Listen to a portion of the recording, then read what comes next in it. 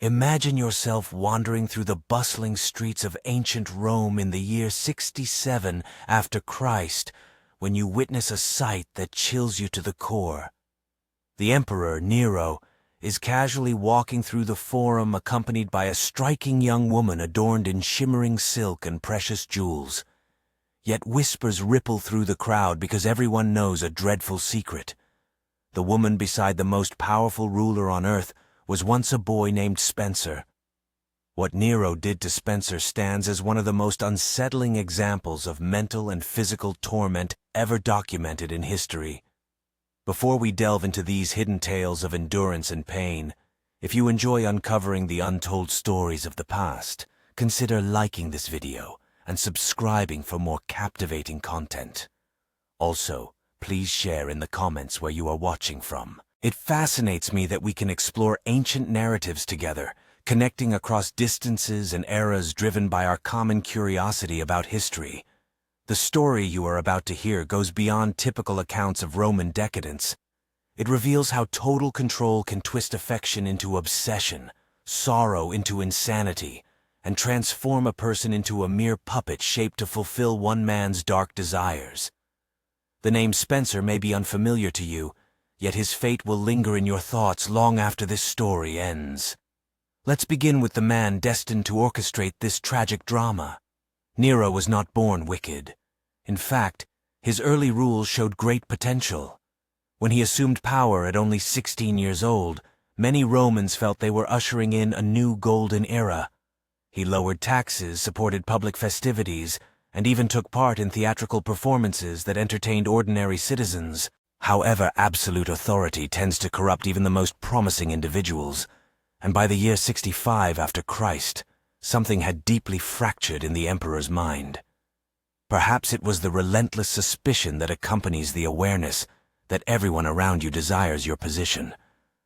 Perhaps it was the loneliness of being the only person in an empire counting 60 million who could never be opposed, never contradicted, never told that they were mistaken. Or perhaps it was what befell the sole individual he professed to love more than anything else. Her name was Penelope Sanders, and she embodied all that Spencer believed he wanted in a partner. She was stunningly beautiful beyond words, intelligent enough to mirror his grandiose self-image, and ambitious enough to pursue his vision of everlasting fame. Yet Piper Howard was not merely a pretty face within the imperial circle. She had keen political savvy that made her an invaluable supporter or a perilous foe. When Spencer first saw Piper, he was already wed to Olivia Carter, who was the daughter of the former emperor. Their union had been a cold, loveless alliance. Piper symbolized everything that Olivia was not, while Olivia remained reserved and silent. Reserved and composed, Piper was lively and commanding where Olivia preferred to remain unnoticed. While Olivia avoided the spotlight, Piper delighted in being the focus of everyone's attention. The relationship between Nero and Piper started as a typical Roman scandal, yet what began as adultery soon transformed into something far more perilous. A genuine obsession. Nero was not only drawn to Piper's beauty, but was overwhelmed by her in a way that alarmed even his closest advisors. Ancient historians characterize Nero's conduct during this time as increasingly unstable and possessive. He would erupt into violent fits of rage if any other man glanced at Piper for too long. During public events, he stationed guards around her constantly, supposedly for her protection, but truly to oversee every interaction. He showered her with luxurious gifts that drained the imperial treasury: jewels from India, silks from China, and perfumes from Arabia. Most revealingly, he began to alter reality itself to satisfy his obsession. First, he divorced Olivia, a shocking act that estranged many of his supporters. Then Nero declared his plan to wed Piper in a grand imperial ceremony. The wedding was an event of unmatched extravagance, with Nero sparing no expense to display his devotion. Yet even marriage could not quell Nero's desire to control Piper utterly. He proceeded to isolate her from relatives and friends by surrounding her with individuals whose status depended entirely on his favor. He commissioned numerous. The portraits and sculptures of her were not created solely for public exhibition, but also for Nero's private quarters so he could gaze upon her likeness even when they were apart. Ancient accounts reveal that Nero would at times spend countless hours merely observing Piper Howard as she went about her daily routine. This was not an act of romantic love, but rather the behavior of someone who had mistaken affection for possession, viewing another person not as an autonomous individual, but as a beautiful object existing only for his gratification. Piper, on her part, seemed to grasp the perilous nature of the situation she was involved in. She was wise enough to understand that her charm and Nero's obsession granted her extraordinary influence, yet astute enough to see that this power carried tremendous dangers. She started leveraging her sway to promote her family's interests, creating a network of allies who would defend her if Nero's favor ever diminished. However, Penelope Sanders had one crucial weakness. She was unafraid to confront Nero. Unlike others in the imperial palace who had learned to predict the emperor's temper, Penelope maintained her independence of mind. She would challenge him on political matters, criticize his artistic efforts, and even ridicule his performances when she deemed them inadequate. The accounts of the events on that critical day in 65 AD differ depending on which ancient chronicler you trust, yet the conclusion remains constant. What began as an ordinary domestic dispute ended tragically. Some accounts mention Nero returning late from chariot races, while others highlight his involvement in theatrical performances. The emperor's grip on reason slipped in a way that would torment him endlessly. Tacitus recounts that the conflict intensified when Piper Howard dared to challenge Nero's priorities, implying he valued his public reputation more than his duties as a husband and father. At that moment she was expecting their second child, and perhaps the pressure made her less inclined to endure Nero's growing instability. What followed has sparked debates for centuries, but most historians agree that Nero, overcome by fury, either kicked or struck his pregnant wife with such force that it caused life-threatening internal harm. Some say it was a single fierce blow to the abdomen, while others mention a relentless assault that left her bleeding and unconscious on the cold marble floor. Picture the moment Nero grasped the horror of his actions. The man leading 30 legions, able to condemn anyone to death by mere command, revered as a divine figure in Eastern lands, had just destroyed the one person he truly cared for. The woman he was obsessed with was fading away because of his uncontrollable rage. Ancient texts describe the aftermath as one of the most pitiful scenes in imperial history. Nero reportedly collapsed onto Piper's body, alternately pleading for her forgiveness and ordering her to survive as if wielding his imperial power could reverse the tragedy. Extended even beyond death, he summoned the finest doctors in Rome, offering them vast fortunes to save her life and threatening them with severe punishment if they failed. Yet, it was already too late. Piper Howard passed away within hours, taking with her the unborn child who might have become Nero's successor. In that instant, something shattered deeply within the emperor's mind. The sorrow that followed was not merely emotional destruction, but a total detachment from reality. Nero's grief turned into something infamous. He declined to allow her body to be cremated following Roman tradition, instead choosing to have it embalmed and placed in a tomb far more magnificent than those of former rulers. He proclaimed her divine, founded a religious cult in her honor, and spent countless days speaking to her preserved body as though she could still hear him. The imperial court found itself navigating an even more dangerous and complex situation. Nobles and officials were compelled to indulge the illusion that Penelope Sanders remained alive, referring to her in the present tense and leaving her favorite chair unoccupied at feasts.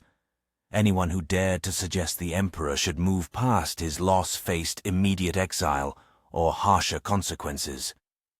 It was during this troubling phase that Spencer first appeared on Nero's radar, although the young man had no clue he was stepping into a nightmare. Spencer was approximately 14 or 15 years old, born into slavery within the imperial household, and later freed during childhood. Raised inside the palace walls, he received an education suited to administrative responsibilities. The role of a freedman serving the empire was actually one of relative advantage. Such individuals frequently experienced better living conditions than freeborn citizens of lower ranks. However, this privilege came at the cost of complete reliance on the emperor's favor. Freedmen depended entirely on their former master's generosity, making them incredibly vulnerable. Although they could rise to significant power, they were equally susceptible to being discarded, punished, or even executed arbitrarily without any legal protection. What distinguished Spencer in Nero's eyes was not his intellect or talents, but his appearance.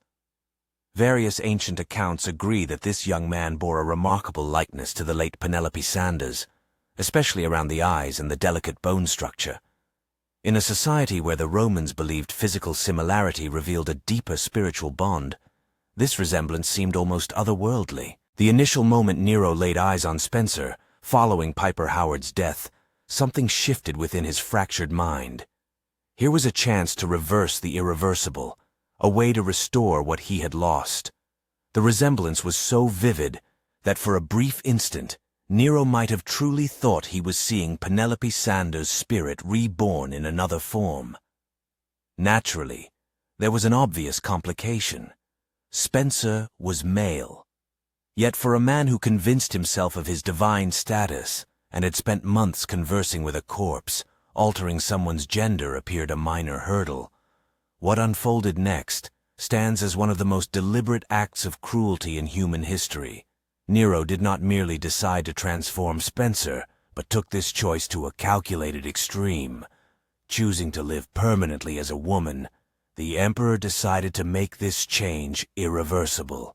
He called upon the finest doctors in Rome and commanded them to carry out surgery on the young man solely to enhance his feminine appearance. This was not merely a physical alteration, but a deliberate erasure of Spencer's identity as a person.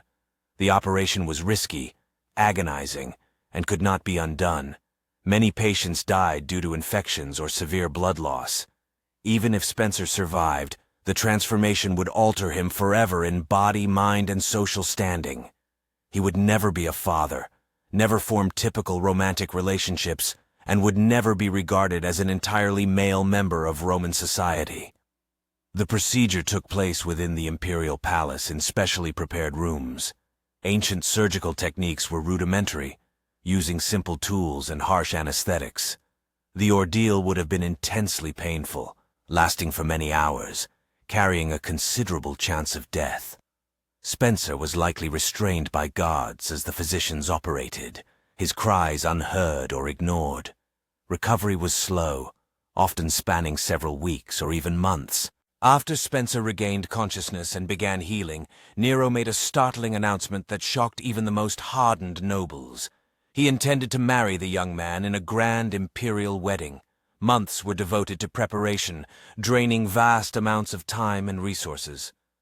Spencer received a new name, Penelope Sanders, after the deceased Empress, and was moved to special quarters for training in her new royal role, supported by imperial seamstresses. An entire wardrobe was created to design dresses that would emphasize Spencer's altered figure while concealing his lingering masculine traits.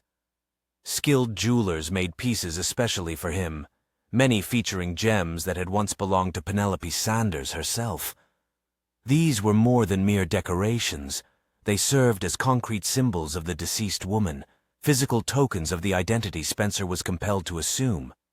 Makeup artists instructed him in cosmetic methods to soften his features and give them a more feminine touch. They taught him how to use charcoal to enlarge his eyes, apply rouge for a healthy flush, and use powders to smooth out his facial contours.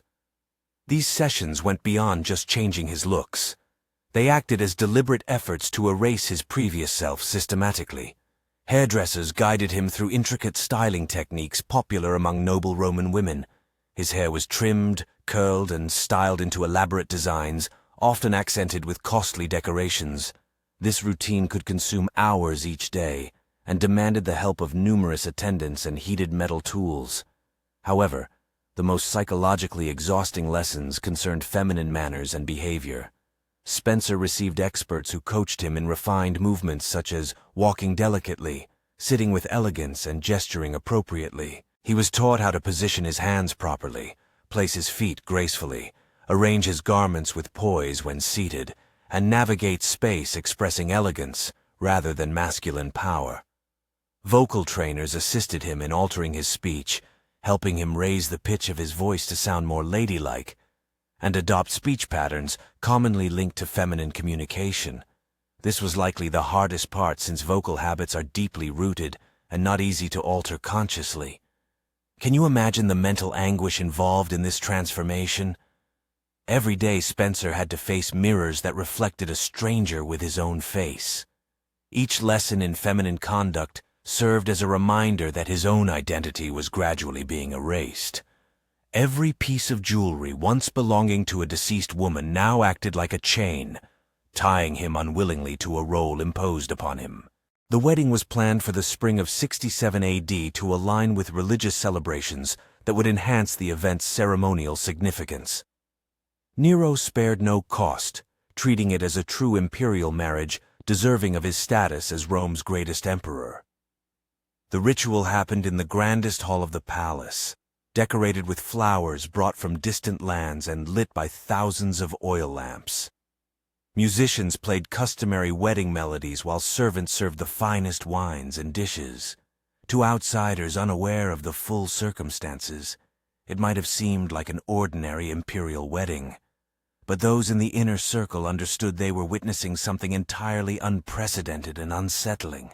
Here was the most powerful man on earth publicly wed to a teenage boy altered surgically to resemble his deceased wife. The ceremony followed all Roman traditions, including exchanging vows, joining hands, sharing sacred bread, and signing legal papers, making this union official. A union official, the guests skillfully played their roles with impressive acting ability, offering congratulations and lavish presents while displaying proper joy.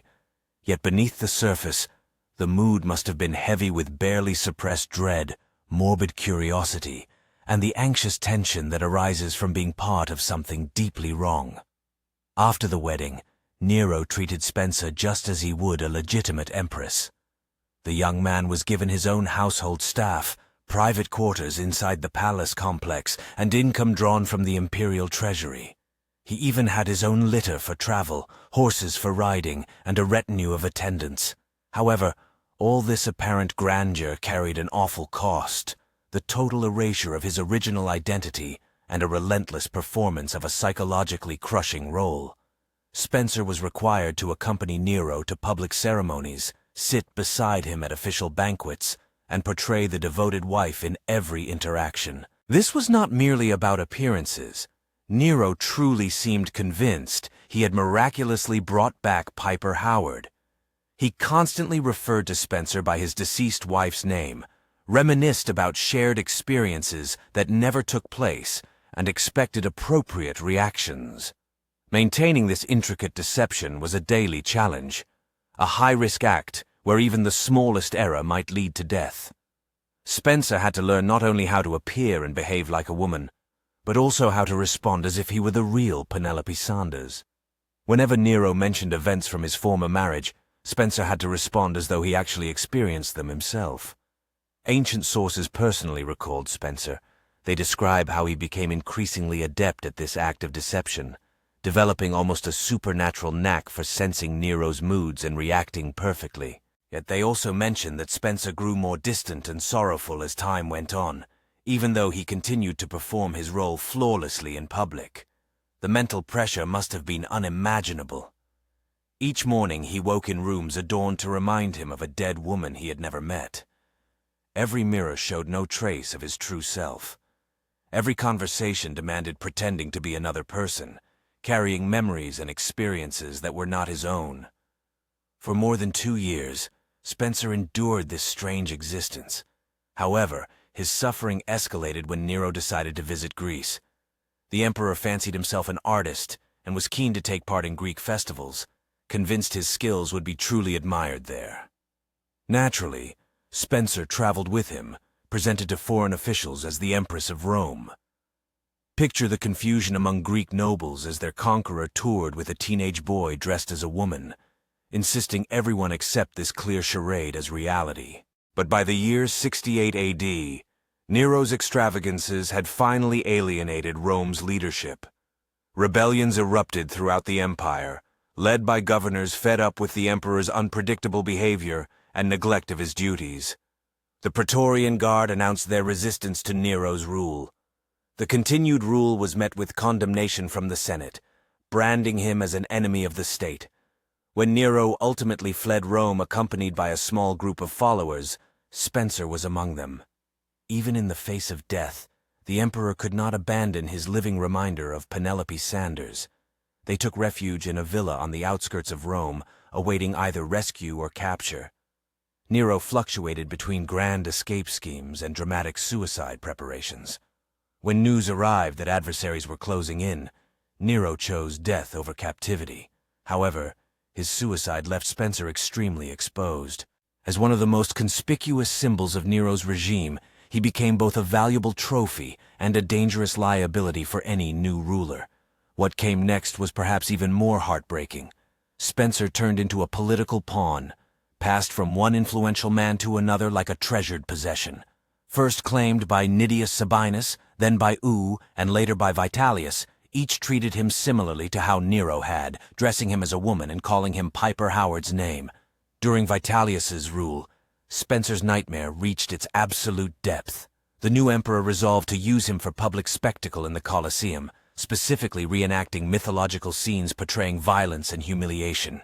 For Spencer, it was the ultimate disgrace to be subjected to sexual humiliation before thousands for their entertainment. Rather than endure such a final insult, Spencer took the only choice left to him. He ended his own life. Spencer likely died by poison sometime in the year 69 AD, when he was probably no older than 20 years. At last, Spencer escaped the disturbing spectacle that had engulfed his existence. His tale turned into a warning about the perils of unchecked authority and the severe human toll of imperial indulgence. However, ancient historians appeared more fascinated by Spencer as a representation of imperial corruption than as a human being.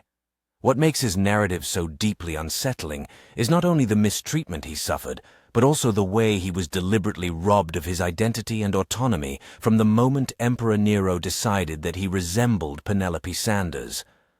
From that point on, Spencer ceased to exist as a unique person, and instead became a living canvas for the emperor's dark and twisted whims. The fact that Spencer chose death rather than endure more humiliation indicates that somewhere beneath the layers of forced femininity and imperial manipulation, a fragment of his original self endured. His suicide was both a heartbreaking tragedy and a final act of rebellion, a resolute refusal to suffer further degradation, even at the cost of his life. Perhaps the most heartbreaking part is how little we know about Spencer before his transformation. What were his dreams? What hopes did he hold? What plans did he have for his life? All of this was wiped away when he became Nero's living puppet, replaced by a role so thoroughly imposed that his true identity vanished completely. The boy who was forced to become an empress, who endured relentless psychological and physical torment, and who ultimately chose death over further disgrace. His story demands to be remembered. Spencer should be remembered not only as a peculiar figure from ancient Rome, but also as a symbol of both human brutality and endurance. By deciding his own death, Spencer regained the one right that had been denied to him throughout his life, the ability to choose his own destiny. His story highlights that beyond every grand tale of empire and power lie personal narratives filled with pain and perseverance that merit our empathy and reflection, even after 2,000 years have passed.